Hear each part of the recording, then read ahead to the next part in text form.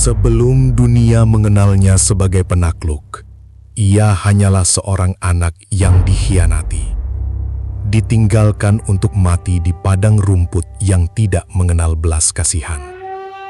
Ia belajar satu hal sejak kecil: kekuatan bukan untuk dipamerkan. Kekuatan adalah untuk memastikan tidak ada yang berani melawan lagi. Ia membunuh untuk bertahan. Ia mengkhianati sebelum dikhianati. Ia menghancurkan agar tidak dihancurkan. Namun semua itu baru latihan. Karena apa yang dulu ia lakukan pada satu keluarga, satu suku, satu musuh, akan segera ia lakukan pada kerajaan.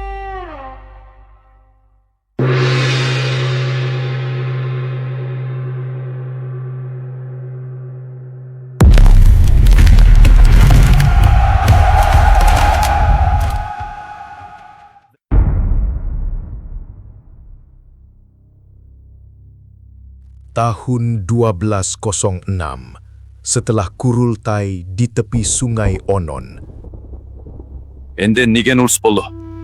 Temujin resmi menyandang gelar baru, Genghis Khan. Ia tidak lagi sekadar pemimpin suku, ia kini memimpin bangsa yang telah bersatu. Langkah berikutnya bukan lagi tentang menyatukan stepa. Langkah berikutnya adalah keluar dari stepa, dan dunia di luar tidak siap.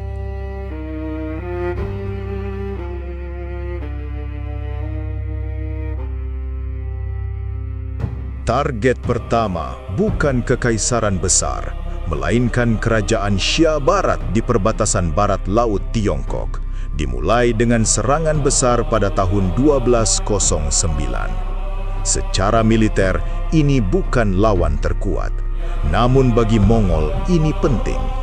Mereka belum berpengalaman mengepung kota berdinding batu tinggi. Mereka adalah bangsa penunggang kuda, bukan penakluk benteng. Di Xia Barat, mereka belajar. Mereka menangkap insinyur. Mereka mempelajari mesin kepung. Mereka mengamati cara kota bertahan. Setiap pengepungan menjadi pelajaran. Setiap kemenangan meningkatkan kemampuan mereka. Perang bukan lagi sekadar tabrakan pasukan di padang terbuka. Ia berubah menjadi operasi terorganisir.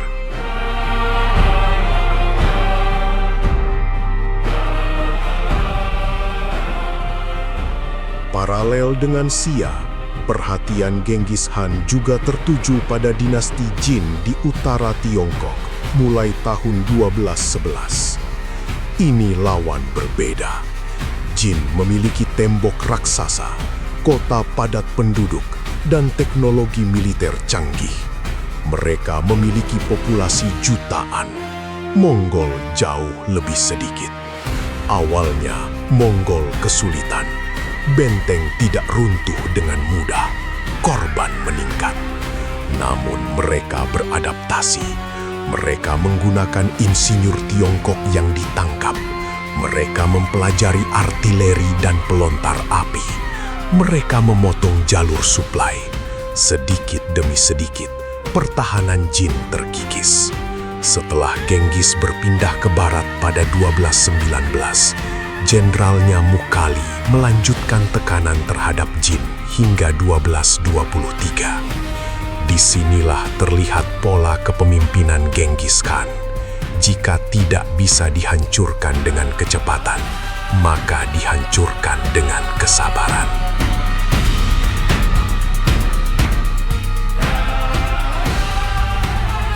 Tahun 1218, sebuah peristiwa kecil di kota Otrar memicu sesuatu yang jauh lebih besar. Sebuah karavan dagang Mongol tiba di wilayah Kekaisaran Khwarezmia di Asia Tengah. Gubernur kota menuduh mereka mata-mata. Para pedagang dibunuh, barang dirampas. Genghis Khan tidak langsung menyerang. Ia mengirim utusan diplomatik meminta penjelasan dan hukuman bagi gubernur tersebut. Utusan itu dipermalukan, satu dipenggal, yang lain dikirim kembali dalam keadaan terhina. Dalam budaya Mongol, membunuh utusan adalah penghinaan yang tak bisa diterima.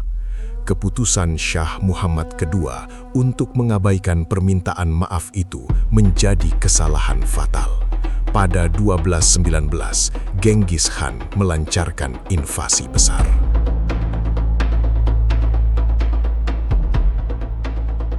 Apa yang terjadi setelahnya bukan sekedar invasi. Itu adalah operasi militer berskala luar biasa.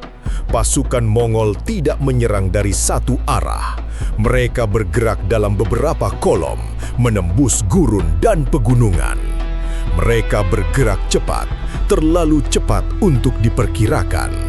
Kota-kota Khwarezmia tidak sempat membangun koordinasi pertahanan.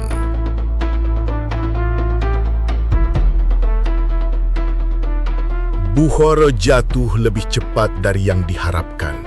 Setelah pertahanan runtuh, Genghis Khan memasuki kota. Ia berdiri di Masjid Agung. Menurut kronik Persia, ia berkata, "Jika kalian tidak melakukan dosa besar, Tuhan tidak akan mengirim hukuman seperti aku." Kalimat itu mungkin dilebih-lebihkan oleh penulis kronik. Namun dampaknya nyata. Penduduk dieksekusi, sebagian dijadikan budak, kota dijarah, pesan dikirim ke seluruh Asia Tengah. Perlawanan berarti kehancuran. Samarkand memiliki tembok lebih kuat, pasukan lebih besar. Namun ketika pertahanan runtuh, tidak ada perjanjian yang menyelamatkan kota. Sumber-sumber berbeda dalam jumlah korban. Beberapa menyebut puluhan ribu, yang lain ratusan ribu. Menurut sejarawan Persia seperti Atta Malik Jufaini, ratusan ribu jiwa hilang di wilayah Khwarezmia secara keseluruhan. Bagi dunia Islam saat itu, kehancuran ini bukan hanya kekalahan militer, melainkan trauma kolektif yang meninggalkan luka mendalam selama berabad-abad.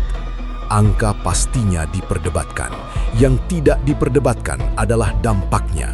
Samarkand tidak pernah kembali menjadi kekuatan seperti sebelumnya. Teror kini menjadi strategi. Shah Muhammad II melarikan diri.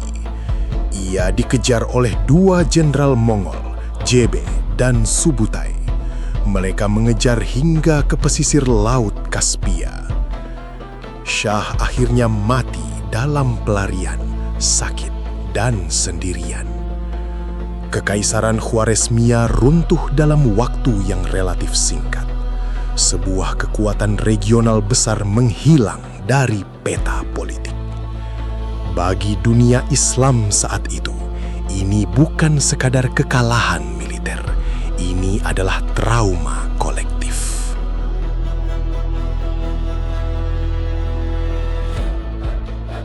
Tidak semua kota dihancurkan. Beberapa diberi pilihan, menyerah dan tunduk atau dihancurkan. Namun, kota yang membunuh utusan atau memberontak biasanya menghadapi pembantaian total.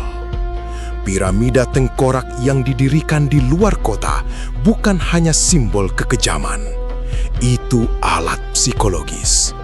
Berita menyebar lebih cepat daripada pasukan. Banyak kota menyerah sebelum pasukan Mongol tiba. Bagi Mongol, itu lebih efisien. Semakin cepat kota menyerah, semakin sedikit tentara yang perlu dikorbankan. Secara militer, ini efektif. Secara moral, dampaknya mengerikan.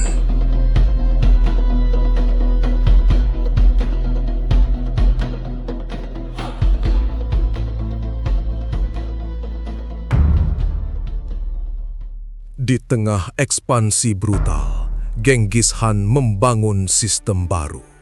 Hukum yasa ditegakkan, kesetiaan kepada Khan diutamakan.